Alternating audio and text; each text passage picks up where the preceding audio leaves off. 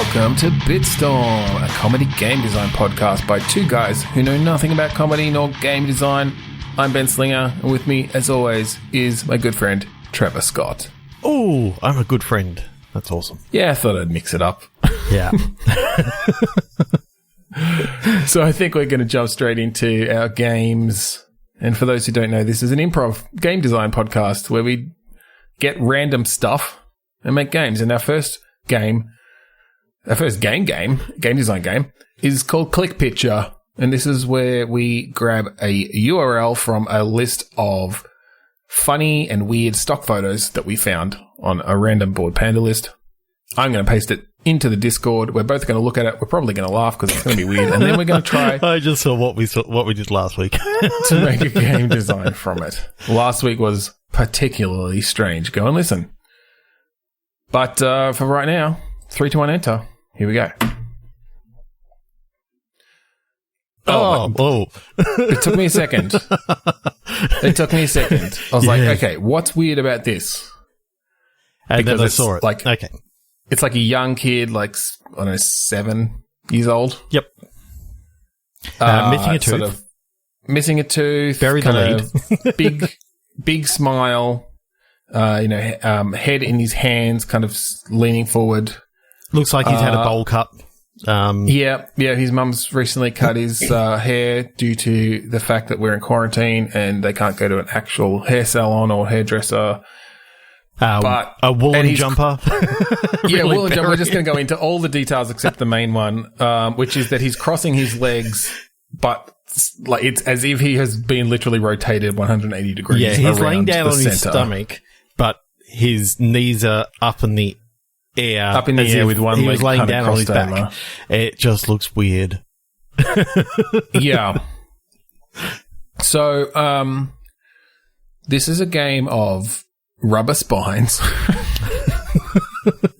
Actually, I kind of like the mechanic of having to like twist yourself in one direction and then untwist yourself to like spin back around and like whack things or like fire back at something. Like you basically do have a rubber spine and yeah, can just rotate yourself around the waist and then let go and spin back to attack or something.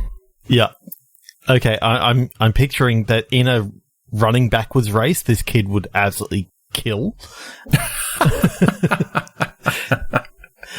So I think that, yes, it is a rubber spine, but your character's legs are facing backwards. So every time that as you go to walk forwards, like you normally would, the backwards kind of feels a bit cautious, if you know what I mean.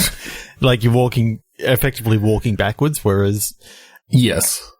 Walking backwards have to walk feels awkwardly, like facing forwards, which would be, as if a normal person was walking backwards and so doesn't have good control, or you have to confidently run backwards, walk or run backwards, which you literally can't really see where you're going unless you turn yourself around.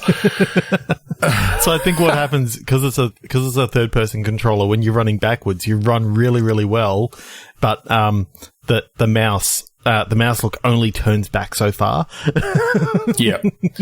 I'm kind of actually now picturing this as sort of a comedy third person action adventure in a way where, because I'm picturing now that sort of third person view, you're walking yourself forward around, which means your character is staring at you the whole time.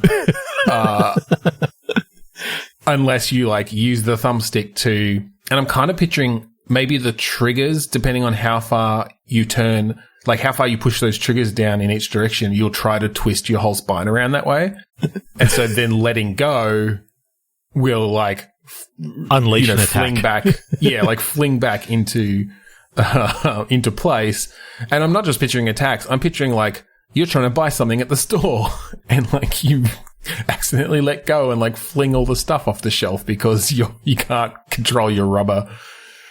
Your inertia after rotating around to talk to the cashier. Oh yeah, so 100% in like game design parlance, your arms are going to turn into like ragdolls, and it's just going to be ragdoll physics the entire time. Like when you let go. Yes. Yeah, when you let go, it's ragdoll physics. They just kind of, the centrifugal force like flings them outwards. I think you can, like, if you let the trigger off really slowly, like, you can manage to do it without being too sort of violent about it. But that's part of the challenge, right? Yeah. If you need to quickly switch around, you know, those arms are going to get wrapped around you, sort of thing.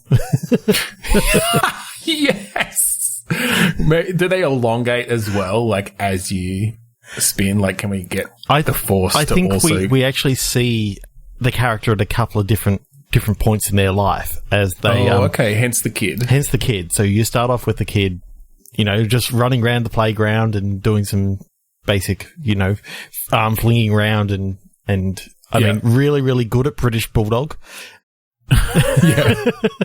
You just run across just like left trigger, right trigger, left trigger, right trigger. And you're taking out all the kids. Yeah. And then, you know, you see as he's a teenager and then as he becomes a superhero in his awkward first sexual experience. The hot coffee mod, as it were. Yeah, except in this case, the coffee just gets spilled everywhere because he flung it out of his hand because he didn't let go of the trigger hard enough. Soft enough. Soft enough. Okay. I think we can leave that one there. There's not much else to talk about there.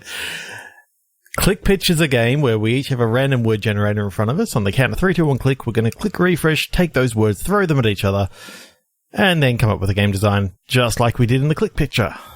Then should we do a ramped up or... Up to you. Yeah, fuck it. So ramped up is just a slightly different variation where we get an adjective and a noun phrase each rather than just a single word. Mm-hmm. So shall we do so? Yes, we shall. War Beach. Grim diagnosis. Okay. I mean, War Beach obviously just makes me think of, like, Normandy. Yeah. Or a equivalent kind of storming the beaches situation. We don't have to do World War II because it's not like there aren't enough World War II games out there. Okay, I kind of do want to do a World War II game, but with a difference. Yeah. That... Oh, do you play a medic? Oh, no, I was actually thinking there's a rip in time, and as I'm seeing these Germans that were about to attack a beach somewhere, not necessarily Normandy, but as they were about to attack a beach, there was a group of like Allied soldiers that were following along, just trying to stop them, and they got pulled into a rip in time. And they end up in, like, the 21st century. Right. So, like, modern day, they just show up. Yeah. So, basically, you've... Like, a French beach somewhere. Yeah. And so, you've got these Allied soldiers that you play that are now trying to find the Axis soldiers that, for some reason of a time dilation sort of thing, they weren't in the same place when they came out. Like, and now they're hidden among due to like the movement area of the Earth around the sun and the slight difference in time that they went through the time rep. Yeah, there's something like we know that they turned up within the last 6 months. Oh, right, okay. I was thinking they just turned up somewhere like physically different, but you're saying okay, they turned up different point in time. Yeah, that makes sense too. Yeah, I kind of like the idea of now, you know, they're sort of hidden among. Well, and then they've had 6 months to assimilate. 6 months to assimilate, and I'm just imagining. And you finally track them down, and they're just like, "Whoa, guys, what the fuck? Like, what are we even fighting for if this is how it all ends up?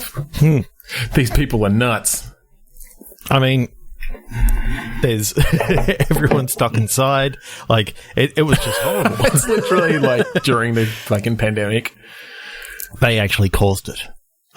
They caused the pandemic. Those fucking Nazis again. God damn it. But I know, I reckon they could have, you could have some fun time travel things of, you know, 1940s soldiers learning about iPads. Yeah, you've got the whole fish out of water and see no man thing. Yep. It's even better because it's not the 90s. Yeah, I mean, everything's better when it's not the 90s. Wow, okay, so are you dial-up playing internet. you're playing a squad then? Like, how many people? And are you playing just one person in the squad, or is it sort of a I think you get to sort of like select a party-based kind of yeah. dealio? Yeah, party-based. I do like that. A party-based adventure game would be interesting. Oh, It's not combat necessarily. It's just like there has been a party-based adventure game in the past. It's called What are Maniac you Mansion That's true. Yeah, I guess that's true. and Day of the Tentacle. That's true. At least Day of the Tentacle, they kind of had different. They were in different places and had somewhat different skills. Whereas Maniac Mansion, they just looked different, didn't they? No. They had different skills. Really? Yeah. Bernard was the only one who could repair the phone, and you had like some punk rocker who could play the guitar, and Right. All right. I never finished it, so and who could also play the piano and all this sort of stuff. Yeah, everyone had their own skill that they could actually do. Okay. The thing is, so this is a Maniac Mansion inspired game where you play a squad of Allied soldiers. and then you could also see Thimbleweed Park. You could, there's been a few. Yeah, I guess. I suppose I was thinking more of a just like. No, I guess that's similar. I guess I was thinking of it in the sort of 3D sense, like an RPG, so I wasn't making that connection. But you're right. Yep. Well, then this is one of them. Yeah. I reckon distinct characters. You could definitely have some interesting conversations, and the fact that maybe these guys were actually war criminals, and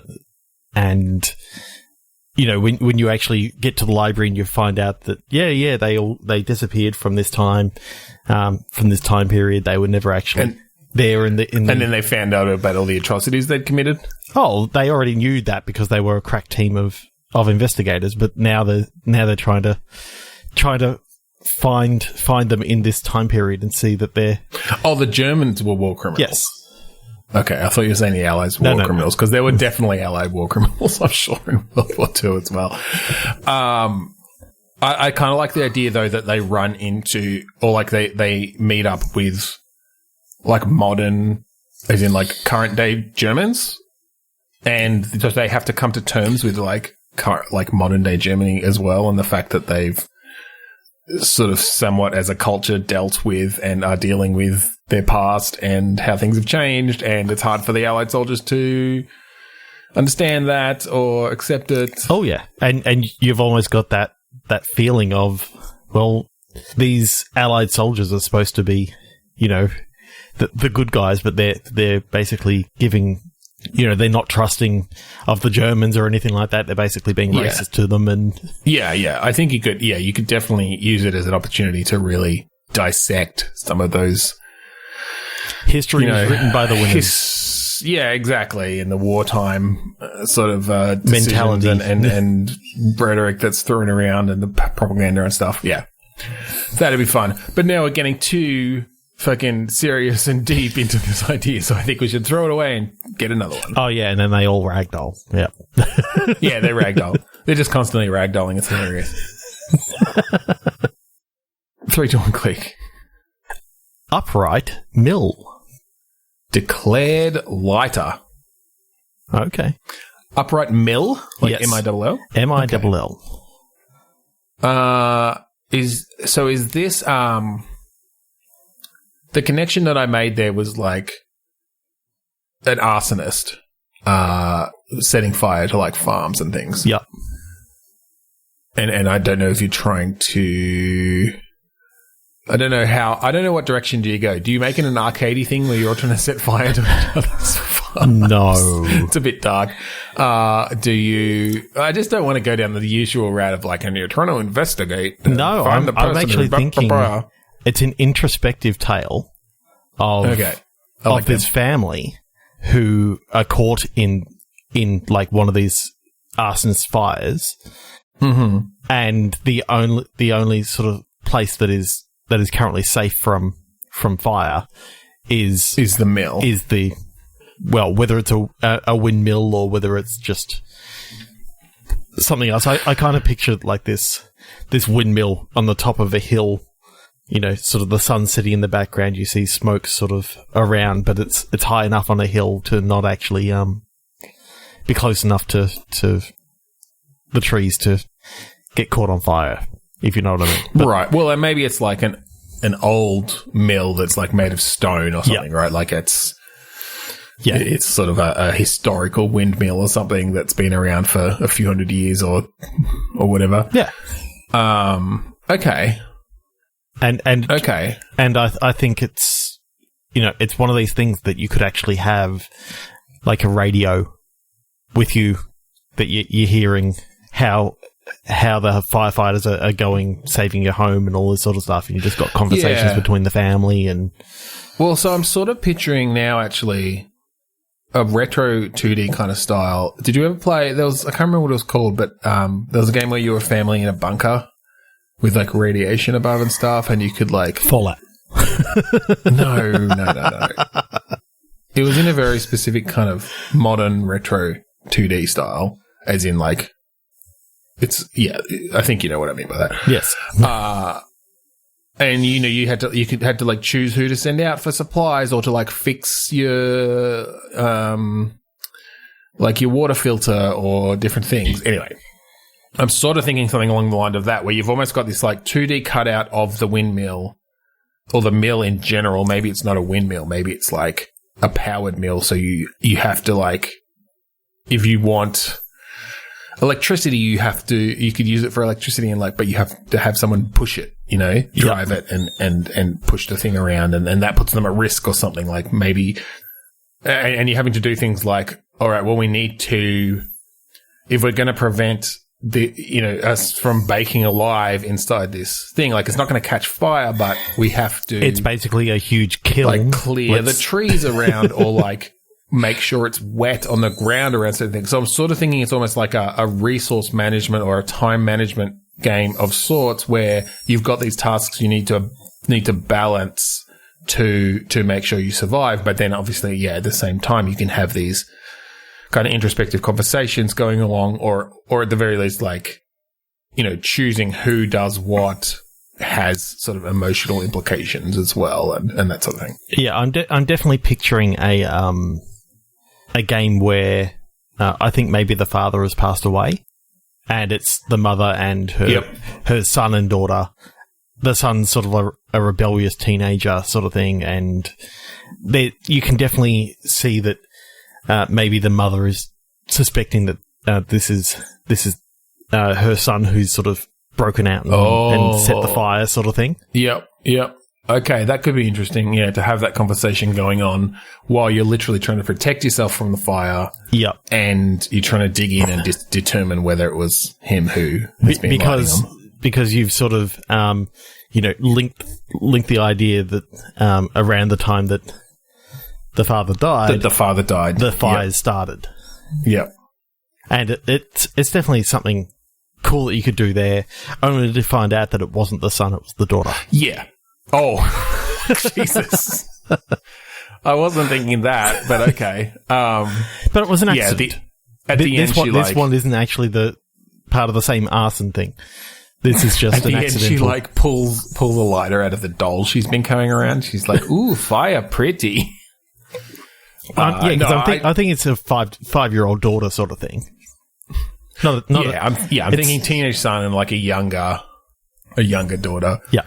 No, I like that a lot because I feel like that story, if that's a good story hook to have those conversations there, good fodder for a good writer, but then having to balance it up with like, because you could have things like if you have to leave in the middle of an important conversation, like maybe you can't finish it, or maybe it affects the mood of your moody teenager, but like you've got no choice because you have to like go and make sure the ground on that side is, or like the sprinklers are running or whatever. Like you've got different things to prevent the fire from coming close. Yeah. Yeah. And I think you could have little vignettes of what's actually happening in the fire efforts and all that sort of stuff that you could actually see, a little cutscene or something to sort of show that, yes, they are trying to get to you. They know that you're up there. And again, if this is sort of this resource management or juggling game, then you could have even something like the radio or the TV where you can choose to use up some of your power to view that, because it like increases the morale of your kids to see that someone's coming to try to save you, but it risks, not being able to use the pump for the water or something. And also risks smoke inhalation because, you're outside with the smoke at the top of the mill or whatever it is. Yeah, like having to run the mill to up your batteries or something or whatever. Like you'd set up some sort of set of systems that powers all this stuff. But yeah, you have to make these interesting choices. Then it's very much what was that game? The gods will.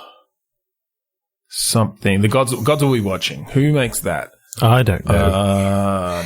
These aren't my sort of games. Deconstruct Team. So they've done a bunch of things. Oh, they made Red Strings Club. Yeah, they have very interesting... Which I still haven't played. They do very interesting kind of mechanics. And Gods Will Be Watching was one, whereas it was sort of like this. It was very sort of story-based, but it was all around balancing these resources that you didn't really have a clear idea of how much you had of something, but you just knew that this affected this, and you have to try it over and over again. It was actually really difficult, and I didn't get very far in it at all, even though I think I backed it on Kickstarter. But yeah, anyway, that sort of thing is cool. Cool. That is what I am thinking of. Let's click again. Okay, let's do that. Attempted pet. Mechanic reactor. Is this a nuclear-powered robot dog? It's either a nuclear-powered robot dog or it's a nuclear-powered laboratory that tried to create a new pet. A new type of pet? A new type of pet. Kind of like I'm picturing, if you remember the start of Spore, where you had that awesome... creature creator. Yep. Except, there's some randomness that gets put in that totally fucks up the pet. Adds. Oh, I like that. Yeah. Adds in, some sort of homicidal tendencies or something like that. If you could create a pet creature creator, which then had some sort of random mutations applied to it, which more often than not went into the direction of making them grosser so that you didn't want to touch them, then that would be perfect. Because, I love this idea of giving someone this thing and cute, then cuddly, make but this super slimy. cute thing. What did you say? Cute, cuddly, but slimy. Yeah, well, that's in it. It just changes something slightly so it's eyes are fucking prickly or something. I don't know.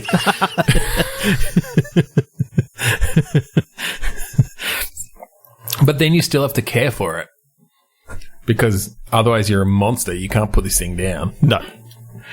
And so then it becomes like a Nintendo style or like a Tamagotchi-ish thing where you're looking after this disgusting, gross creature that's dragging its back legs along the ground because its bones turned into jelly in the mutation process and leaves this, trail of slime behind it. But it's still got the big eyes and lolling tongue that you gave it. And if you look at it from the right angle, it's kind of cute. So it's cute in profile. The birds it seems to like. It's cute in profile only. Yeah, exactly. And then maybe part of the challenge is trying to take the right photo to put in a ad to adopt it off to someone. And then you get to modify your machine, and you do that by, if you can sell these custom pets, to the rich, basically saying that you can customize your own pet. Just give me the qualities that you want, and I'll make sure it's got all those qualities. It may have a few unwanted qualities, but we're not putting that in the ad. Whoops, I put that in the ad. Fuck. Whoops, I put that in the ad too. Ah, goddamn. Stop dictating. Did you just type what I said? But I think it's to do with the quality of the plutonium that is powering this laboratory. It's Yeah, I basically think- of not a very good quality. So effectively, as you go, you can buy some better quality. Yeah. But Yeah. You get the higher quality power plutonium you get, the less mutations there are, except by that time, all of your mutated animals have become so chic.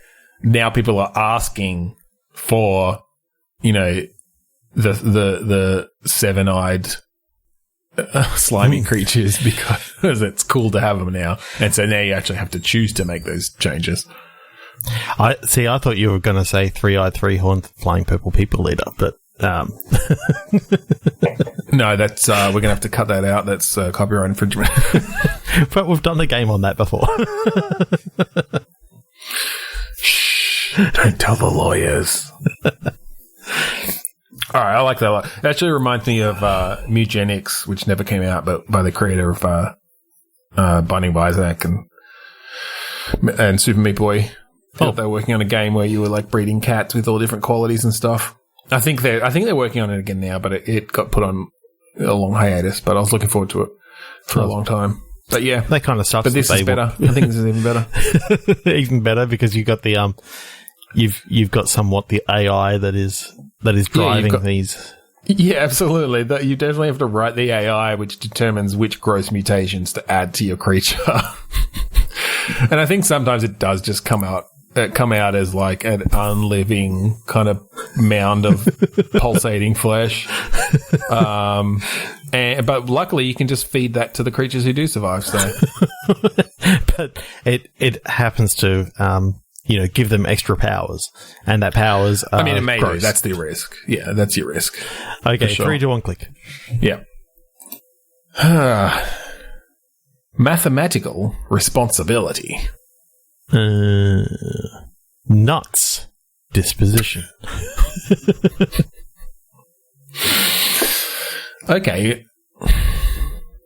I definitely don't want to be flippant about mental health, but you could do an interesting story about like a mathematician who's sort of struggling with some sort of mental health issue. Mm-hmm. I don't know what the gameplay is. It's maybe a bit too deep and dark for us right now. Yep, 3, 2, 1, click. Yeah, okay. Oh, this is better. Okay, you go first. Popular clothing. Honest scum. Honest scum? Honest scum. SCUM. Oh, honest scum. Yep. I think I mean gum, like chewing gum. Okay, no. Honest scum. Ooh. And popular clothing. Mm-hmm. So popular clothing made me think of like high school. Yep. And then honest scum makes me think of scumbags who are going through that same thing that Jim Carrey went through in Liar Liar. It's the liar liar curse. Yep. where they can only tell the truth.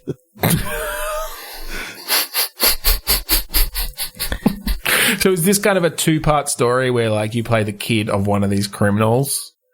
He's like a white collar criminal.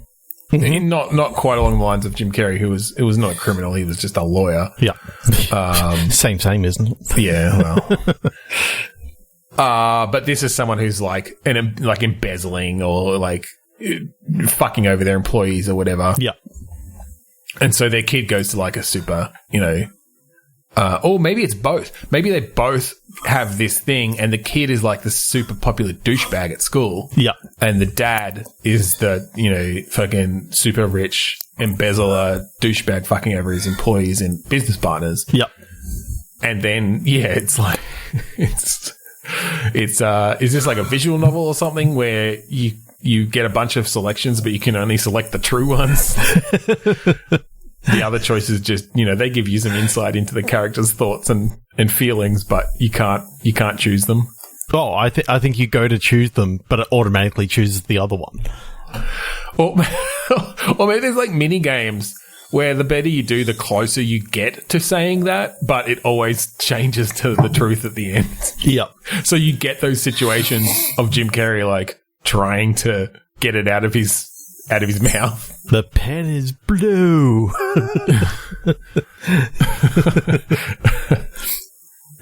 That's pretty good. All right, well, let's dig a little bit deeper into sort of what happens then, I guess, if we've got that base premise. Okay, so you really don't like this kid going in, but he's your main character, and the idea is that we try and, like, sympathise with him. Turn him into a more likeable character. Yep. Yeah, whereas I think the dad just stays an asshole. Oh, yeah, 100%. And so by the end, the kid turns against the dad.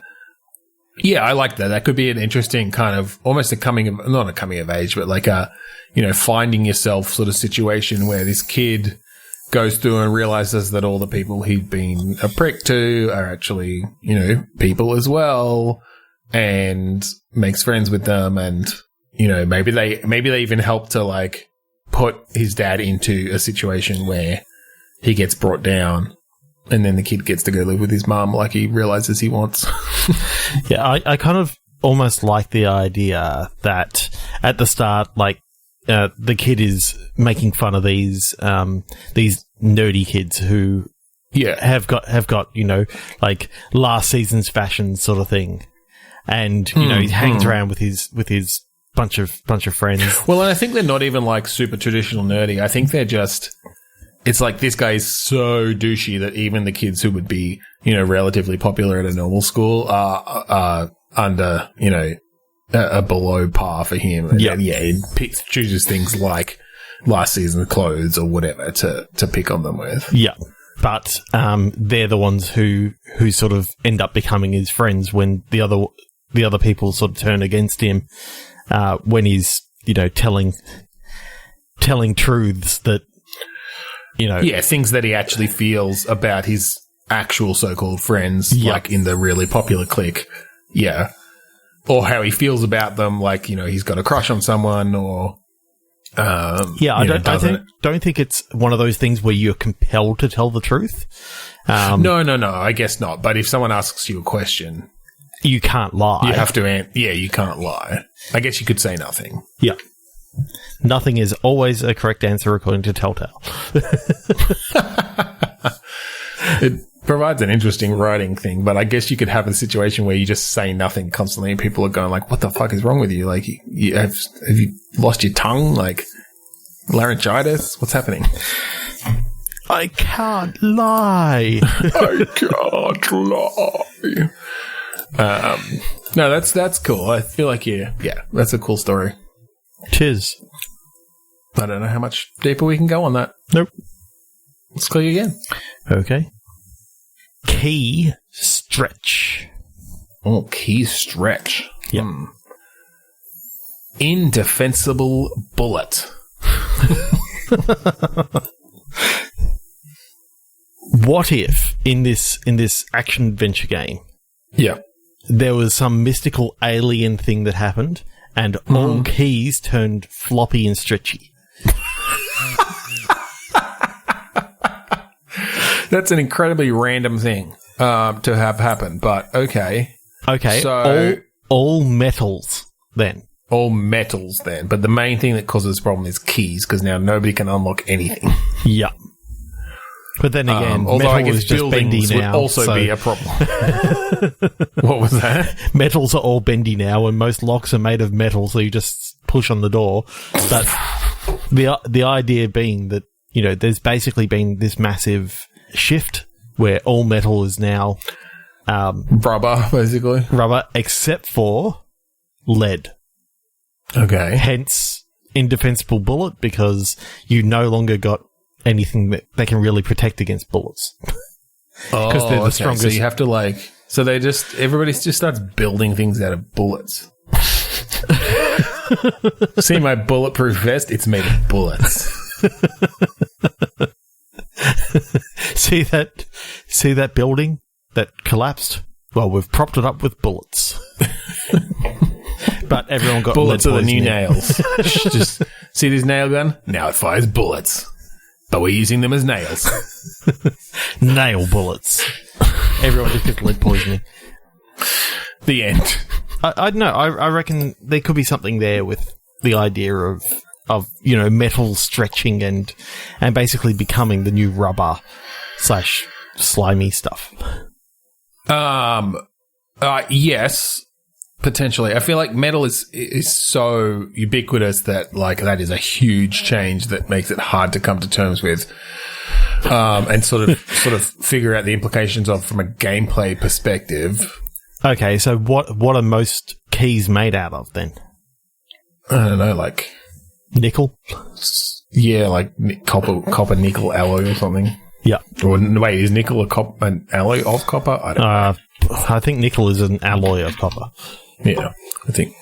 Oh no, nickel is its own element. Is it? Yeah. Majority of house keys are made out of a combination of nickel and silver, or brass. Okay. There you go. All right, so maybe one particular element. Yeah, I kind of like the idea that nickel is now... Nickel just, melts into... Well, not melts, but, goes floppy. And it turns out that it goes into a liquidy state in room temperature now. Okay. Oh, so they're having to, freeze all their keys. Yeah, I kind of like the idea that it's mainly just keys and locks that and coins. Well, a lot of coins and coins, but mostly. I mean, you reach into your pocket right? and you just pull out these slimy coins. It's look, that's about 75 cents. Here you go. Oh no! I'll give you half a cup of coins. Just pour it out into the cash register. I'm picturing that, these people reach into the tip jar and it's just nickel all over their hands. All right, so what from a... I just pictured, and this is for the adults only coffee. They're at a key party. They're all melded together now. This just becomes an orgy then, doesn't it? And they all just sort of go, oh well. Well, I guess we just all fuck.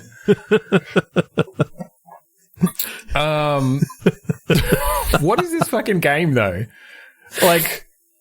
Where opening scene of this game? Key party. Key party.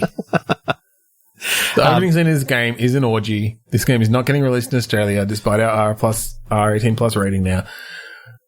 Yeah, I don't know. Do you want to keep going and try to turn this into an actual game, or are you happy to just have built a strange situation that somebody could potentially make into a game and we'll move on?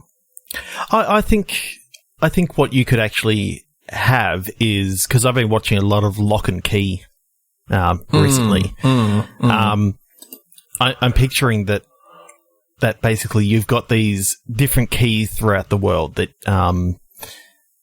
actually are made of the different alloys and metals and that sort of stuff, and they're sort of like the master key, and that's what actually has been attacked. And so I'm seeing. Wait, so it's like the king of all keys was attacked, and so all the keys have gone limp. Yeah, and then. Keys are actually an alien creature. Nobody knew it. They're all linked by hive mind. So I'm thinking that the King of Keys, played by Kevin James or Kevin Smith, either one. They're interchangeable, aren't they? No, Jesus, no. I'm just saying because Kevin Smith keeps on being mistakenly called Kevin James. So that's okay. Why. Yeah. From a name point of view. I mean, they are very common sort of names. Yeah. Okay, so I'm picturing that Paul Blart Mall Clerks too. Huh? I said Paul Blart Mall Clerks too. Oh, God. Actually, what am I doing? Mole Rats. Mole Rats is right there. Yeah. Paul Blart Mole Rat. Yeah. Yeah. Continue. I just wanted to mash up some Kevin Smith and Kevin James movies. Okay. So, what do we call him? The King of Keys or the Key Master? The Key Lord. Key Lord. I think he's come under attack, and the seven keys of the world have been stolen. Oh, the 7 keys of power. Yeah, of course. Yeah. 7 keys of power have been stolen. So there's 7 levels that you got to go through, and each key that you come across basically re-solidifies a new the different keys. Right, and I think you've obviously got like the key that's opens a really important thing of sentimental value, and as you finish these 7 levels, it just gets more and more erect. Yep. As it regains its previous form. Yep. Or this one key of sentimental value happens to be the last element that you try to. Well, it turns out actually that your mom finally reveals to you that your father actually is the key lord, and yes, she fucked a key and you're part key. She says it in those words exactly. Yeah, yes, in those words, in a key. run-on sentence, just like I just did. I don't know how to tell you this, but I don't know how to tell you this. Your dad didn't run away when you were a kid. He's the key lord. I fucked a key. You're part key. But, Mum, what do I unlock? I don't fucking know. Cut to black. The end. Credits. Oh, shit. So you unlock my heart, son. Wait, you've got a heart, son, too? Did you fuck a heart? You unlock my heart.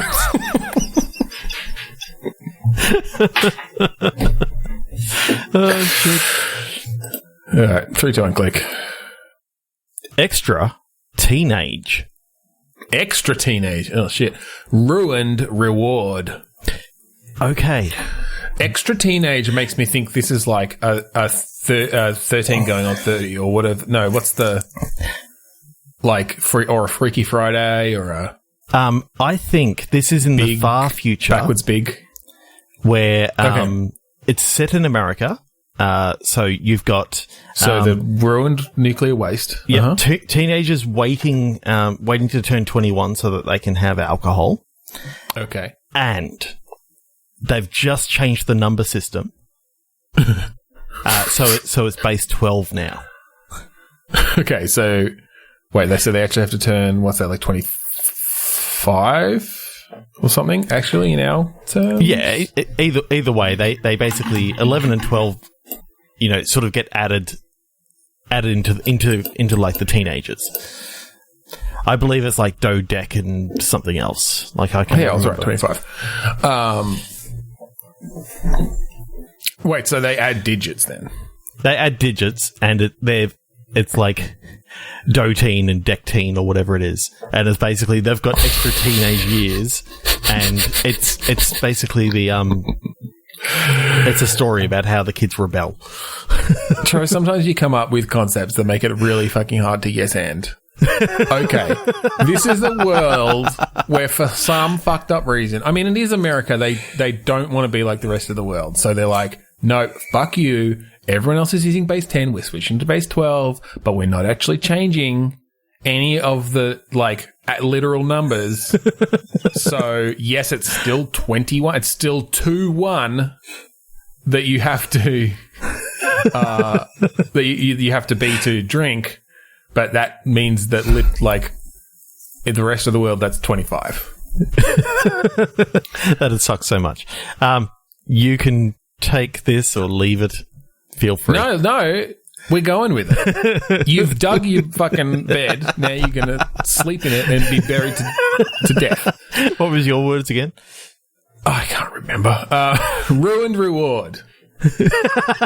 So the reward of turning 21. Yeah. So these okay, because look, because this is it's the moment that this happens, right? It's the year that this happens, and so these are the people who are fucked over the most. It's the people who are like on the boundaries of this age. It's following this one kid who's literally turning 21 tomorrow, and they've just announced these new rules come into effect at midnight. So he goes from being 21 years old to like 17 again. Yeah, well, if he's... Yeah. Or however it works. 18, yeah. 18. He'd be 18 in base 12 if he's 20. Yeah. So I do have a converter in front of me for both directions so that we can work through this fucking batshit crazy idea. Because I'm just trying to think. So, like, because, yeah, this makes 12-year-olds 10. Yep. And it makes, 14-year-olds fucking doteen or whatever you said. Or it just makes, or does it just make them B? Like, in whenever you use more than base 10 in like programming, it usually just goes into letters. Yeah, I believe I was watching a YouTube video about this a little while ago, and there are some different symbols for what equivalent 10 and 11 actually look like, because 12 just looks like 10, but there's two extra symbols. There's like dough and deck, from what I remember.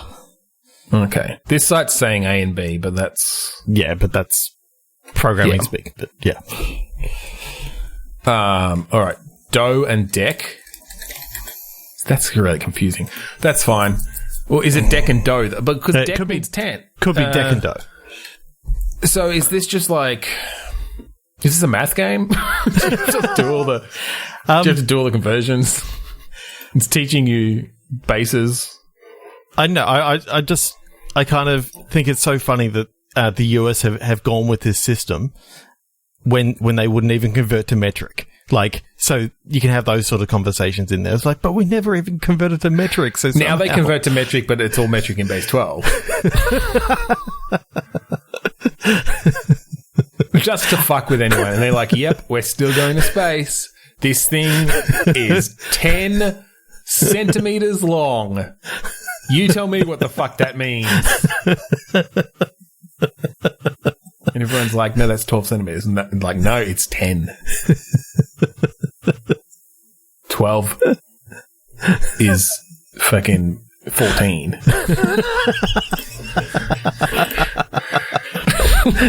All right. Yeah.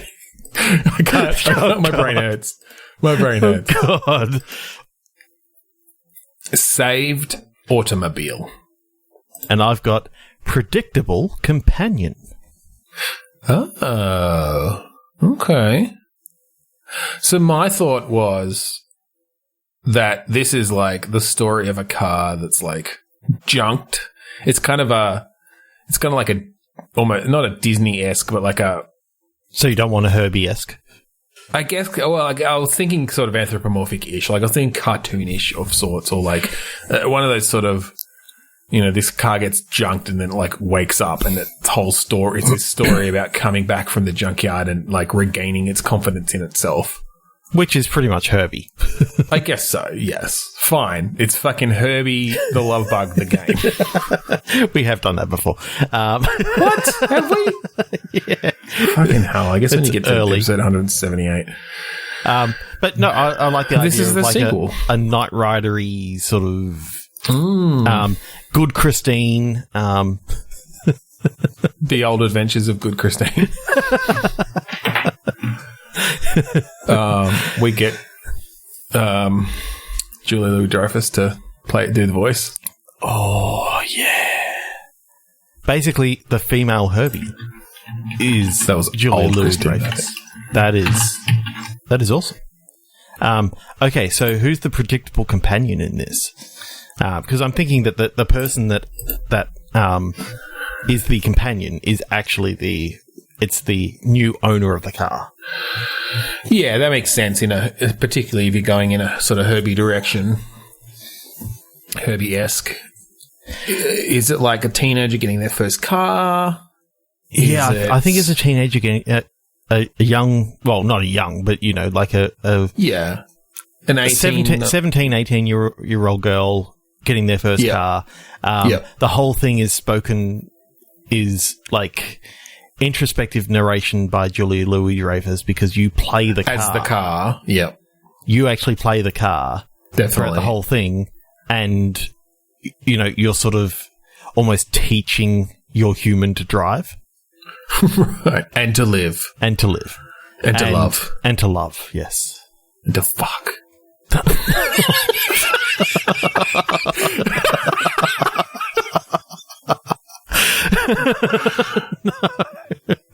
Well, I mean, she's a teenager. I mean, I guess maybe she's a little bit of a late bloomer for sort of current standards, however you may think of that. But, I mean, she might get down dirty in the front seat of this car. And if fucking good Christine wants to give her a little shove to make her push her in the right direction, then... Oh, but I think good Christine... I think good Christine actually kicks, like, the... when things get a little bit... He gets a bit overly handsy and... Overly handsy, and she said no. By which I mean sexual assault. Yeah. Good Christine literally kicks the boy out of the car. Well, it doesn't have to be boy. It can be anything that we want. Yeah. But, I like the idea that it's... Yes, the assailant at that point. The assailant, yes. And maybe good Christine also has some killer tendencies depending on how you play the game. So good Christine could also be bad like Christine. Backs over him. The headlights turn red, narrow. Yeah. So what sort of game is this? I mean, it sounds kind of like you're going through different sections where sometimes you've got control over like the car, like you have full control over the car, and the person and your driver is just like, what the fuck? This car's driving itself, or is it just you're doing subtle little things like flicking on the headlights or like the windscreen wipers or whatever? Like, how are you communicating or how are you taking control here? I think you do have slight control over the car, but obviously the companion has control over the steering wheel, and the pedals. But obviously, maybe you can apply them if you need to. Yeah, it feels a little bit like a Telltale-ish game to me, where it's mostly narrative story based, but you're making decisions and have options or situations where it's like, yeah, you can answer by turning your windscreen wipers on or whatever. Yeah, I do like the idea of being able to open doors. You got full control over the when the doors open and all that sort of stuff. You got full control over, turning the radio on and turning the radio off and basically turn the climate radio control. On, isn't that a song? Yeah. I don't know. Yeah, I like it. But yeah, I think when the companion's not in the car, then you do have full control over the actual movement of the car. So you've also got like typical driving levels of having to maybe have your own rendezvous with like a Herbie-esque car. Oh, right. So good Christine gets laid too. Is that what you're saying? I didn't say car sex. Now you They can just be mutual friends and platonic friends. Yeah, all right. That's less fun. All right, I think we'll leave there. Shall we move on to our final click picture? Do you have one in the barrel? I do have one in the barrel. 3, 2, 1, enter. What the fuck? Jesus Christ. Is that an octopus on an apple? Okay. This is gonna take a little bit of explaining, folks. Yes. Bear with us. It's either an apple or it's a very unusual tomato. Because there are apples in the foreground, so although there's also a lobster and shit. So yeah. So this girl is blindfolded. She's got what looks to either be an octopus on top of an apple, or it's an alien being on an apple. It's definitely an octopus. But I guess we could take it as alien being for the game. Story. Yeah, that's fine. Because it makes tentacular. She's currently been blindfolded, so it's almost like a guess the food. There's someone in the mirror that is someone in the mirror just like hanging out. It's three women, and there's obviously a feast in front of this blindfolded woman, and there's a third woman seductively blindfolding her. Yeah. And they're all in like lingerie-ish sort of get up. Okay, so I'm picturing this as almost an initiation into a witch's coven. Well, like an alien cult or something, Yeah. right? Like, Oh, yeah. where you need... Is it? Oh, it's like this is an alien parasite. So these other two women have already been infected, and they're initiating this other woman. And she doesn't know. She doesn't know she's about to swallow this alien parasite and become, merged consciousness with it. Yeah. Okay, that's interesting. I'm not sure why they have to be so sexy while they do it, but whatever. Because these aliens don't. The only thing they saw when they came down and took over these two women, the thing that they saw was this was a Cosmopolitan magazine that was opened, and there was like it was a photo shoot. This fucking alien ship landed in the middle of a Cosmo photo shoot, and so they just think that this is normal. Yeah. Okay. Yeah, I think you could go pretty far with. This is an alien invasion, but you play the alien parasite.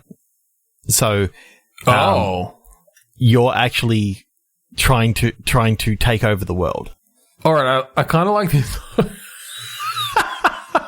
I kind of like this idea that these three alien parasites crash landed crashed or came down to invade, but when they got there were just these two women in the middle of a photo shoot, and you're the third parasite who didn't get a host.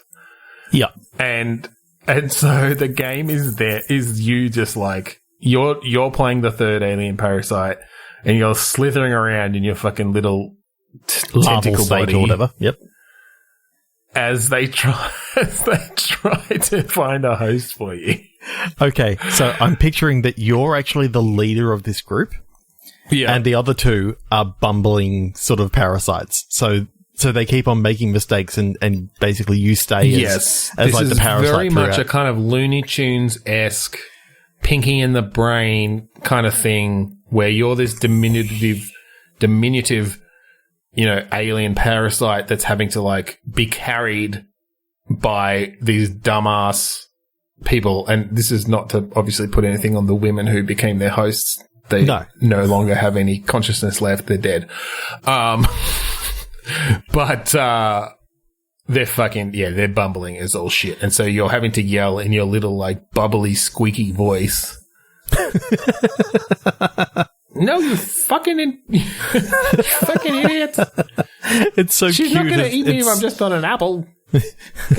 I'm now picturing, these big, like, chibi-like eyes on the parasite in certain cutscenes and all this sort of stuff, and, Yeah, it's all cute, but then they're swearing all the way through it. Yeah. And I'm picturing kind of, I don't know, adventure game-ish, I guess. Yeah, I think just to sort of break the mold of like the models being stupid and that sort of stuff. There's like Easter eggs that you can read into that actually show that these women are actually, they were rather successful, and they were just using the modeling job to sort of pay their way through medical school or whatever it is. Definitely, this was actually a shoot for Scientific American, and it was ironic. Yeah, because they're like fucking quantum physicists. So I think in this, going into the backstory of these parasites, it turns out that these women aren't actually dead. They can actually be, the parasites can elect to leave, but they've got to be shown the sort of error of their ways when they realise that, hang on, these humans aren't so bad. They're not something that we really want to try and take over. Right. Yeah. They kind of, reconcile their differences. Mm-hmm. They elect to crawl out of their mouths, sort of thing. Yeah, it's pretty gross, but it's all for the good of human alien parasite relations. Okay.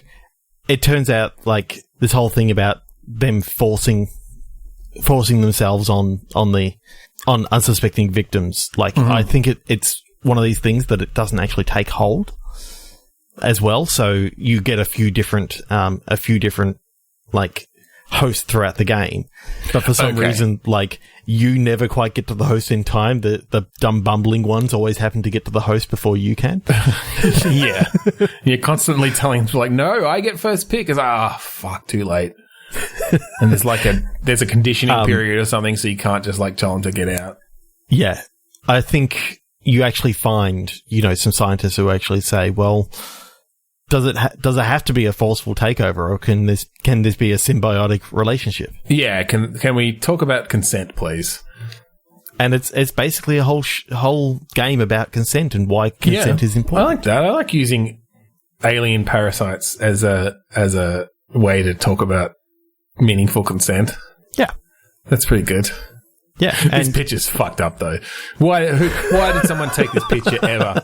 Come on, stock photo guys or girls. Like, come on, stock photo artists. Like, it's ridiculous. No one's ever going to use this. I love it. Okay. I think we're going to leave it there. If you want to find us online, go to podchaser.com/bitstorm. All of our episodes are up there. You can follow our podcast to find out when new episodes come out. You can leave a review for us. We would absolutely love to hear from you.